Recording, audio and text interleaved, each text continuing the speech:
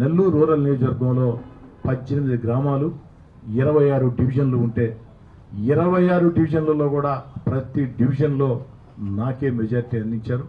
18 గ్రామాల్లో కూడా ప్రతి గ్రామంలో నాకే విజయాన్ని అందించారు. కనీసం ఒక్క గ్రామంలో కానీ ఒక్క డివిజన్లో కానీ వైఎస్ఆర్ కాంగ్రెస్ పార్టీకి మెజార్టీ రాలేదంటే ప్రజలు ఎంత స్పష్టంగా తీర్పునిచ్చారు. అందుకే ప్రజలకి నా కోసం కష్టం చేసిన కార్యకర్తలకి ప్రత్యేకంగా ధన్యవాదాలు తెలియజేస్తూ మీ అందరి ఆశీస్సులతో దేవుడి దయతో రేపటి రోజున మీ శాసనసభ్యుడిగా 3వసారి ప్రమాణ స్వీకారం చేయబోతున్నా. ప్రమాణ స్వీకారం అనంతరం వివిధ శాఖల మంత్రుల్ని వ్యక్తిగతంగా కలిసి నెల్లూరు రూరల్ నియోజకవర్గంలో అపరిష్కృత సమస్యలు, పరిష్కారం కాని సమస్యలు ఏమున్నాయో ఆ సమస్యలు, ఏదైతే సగం పని జరిగి ఉన్నాయో అవి, ప్రారంభంగాని పనులు ఉన్నాయి, అవన్నీ కూడా సంబంధిత